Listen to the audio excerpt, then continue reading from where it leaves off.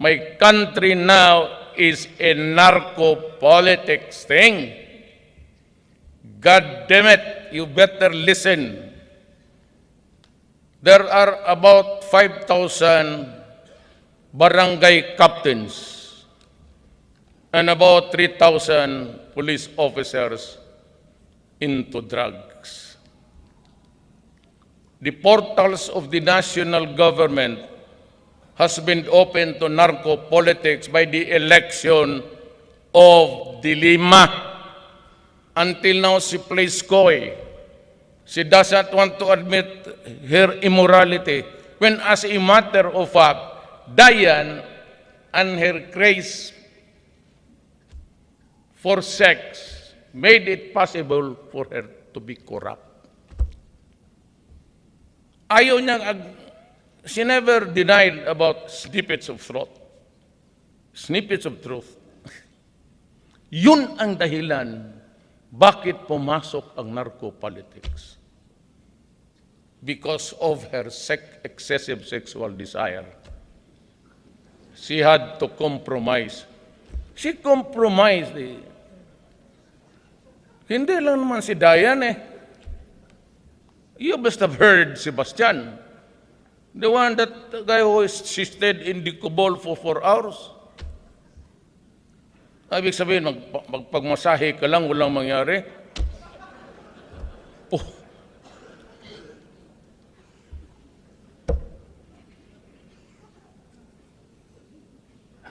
Kung ako ang prison na hindi nakakatikim ng babaeng basta yung walang ngipin,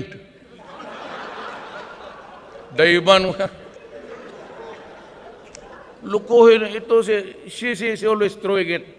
The drug problem that I'm willing to be shot.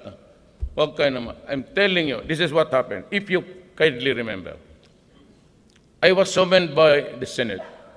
Remember, I was summoned by the Senate to testify on rice smuggling. You remember that? Well, okay. I testified there. And I said that this was the one. Because nobody was willing. Galing dito hanggang Maynila, nobody, no idiot in this government nakilala si Bangayan. So I went to the intelligence community. Sa Aguinaldo, sabi ko, wag ninyo akong bulayin. Bigyan ninyo ako ng the face off. Because I'm supposed to. Sabi niya, wala, Mayor eh. Wag ni putang ina, wag ninyo akong lukuhin. Wag tayo maglukuhan dito. So the next day, it was delivered to the hotel, doon sa desk. So I testified. Sabi ko, gano'n. Sabi ni Enrile, if you find Bangayan in your city, what will you do with him? Go for stealing 7 billion of the people's taxes, money. I'll shoot him dead. Then ito si Jenggoy, ever the smart alert, sabi niya, nakikinig kayo. Ano? He was trying to play with his eyes. Ano? Sabi ko, buti lagi, napriso ka tuloy. Ano gawin mo? Sabi ko, Senator, I'll give you the statement that you'd like to hear. Patayin ko yan. So after that, si Lima taking offense. Right after, may maraming ganun. Pati si Lima na tulilik pag nakita ito. Ano kaya tingin niya nito?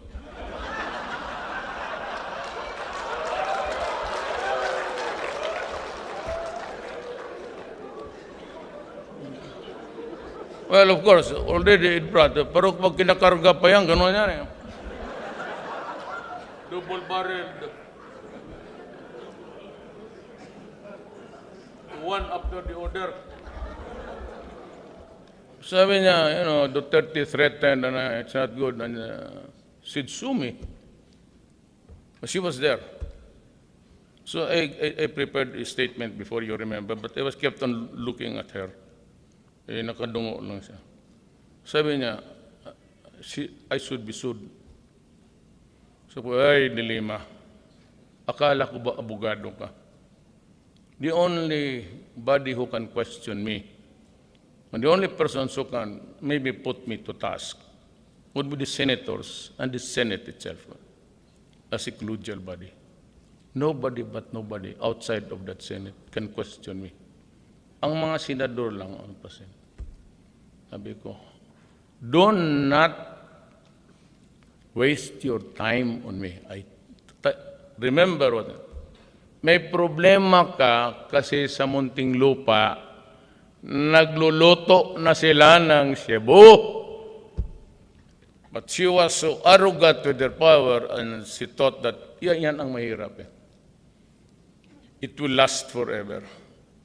Lahat kayo, if there is one thing in life that I'd like to keep you in mind, remember this, miscalculation. Very important. In whatever. Awayin mo asawa mo, you carried it too far and you calculate everything. Bantayan mo yung word, miscalculation. Wala maraming nakaanam. Ako, at my age at 71, nakuha ko na. A little bit of wisdom. Not really a big one. But lahat ng diskarte ko pumalpak because of miscalculation. Even sa negosyo. Do not be careful with that word. The Lima miscalculated everything. She thought that it never come out, openly creating something like this. Even carrying an affair in the full view, paggawa ng bahay sa boyfriend niya. Saan kumuha ang pera yung boyfriend niya?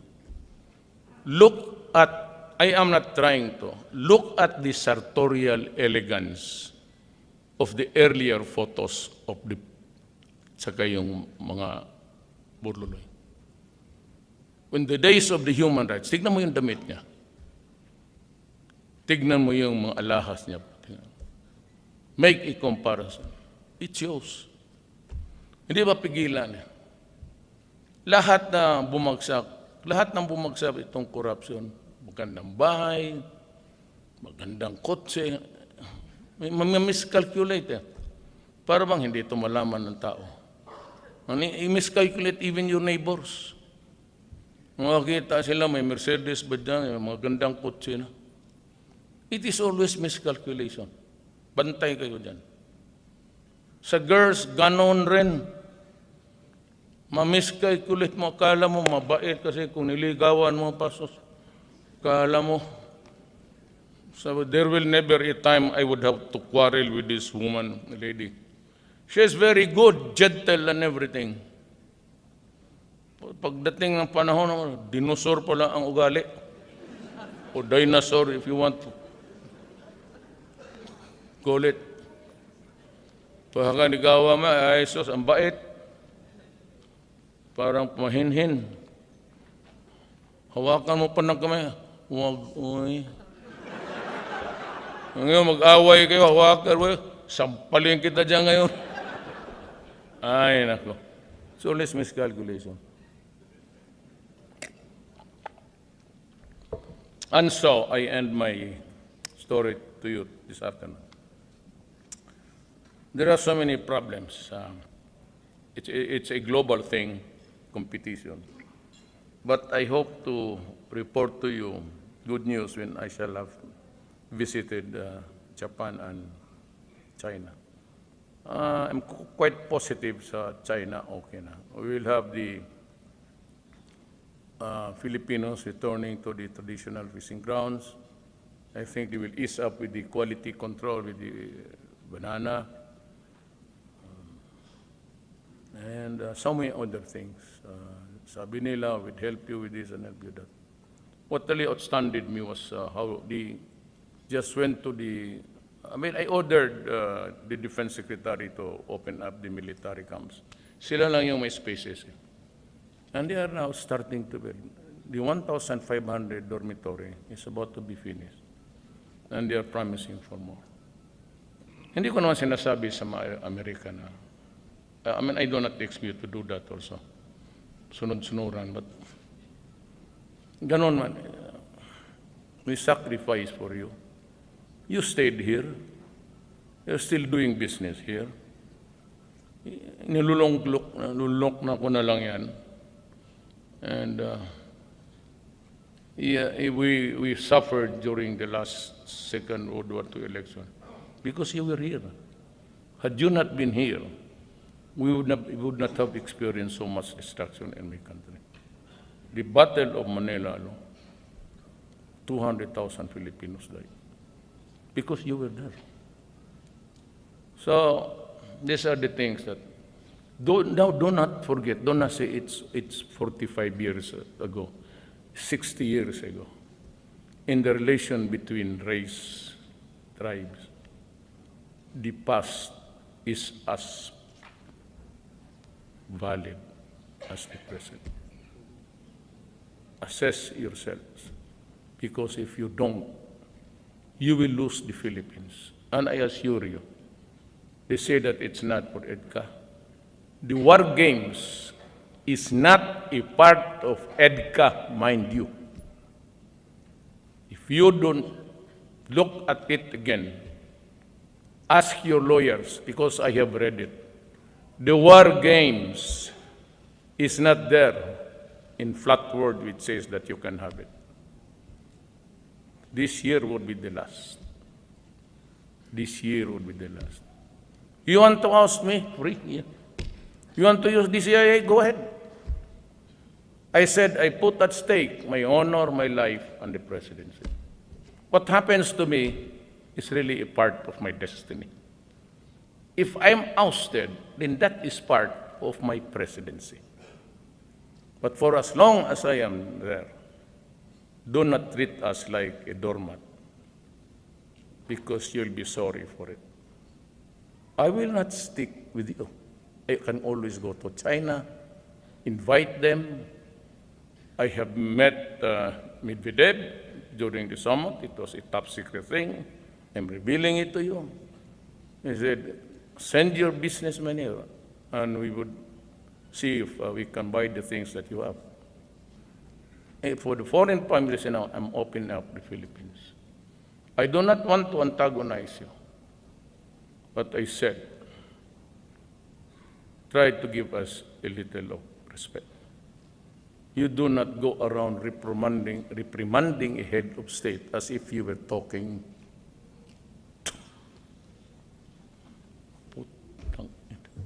Salamat po.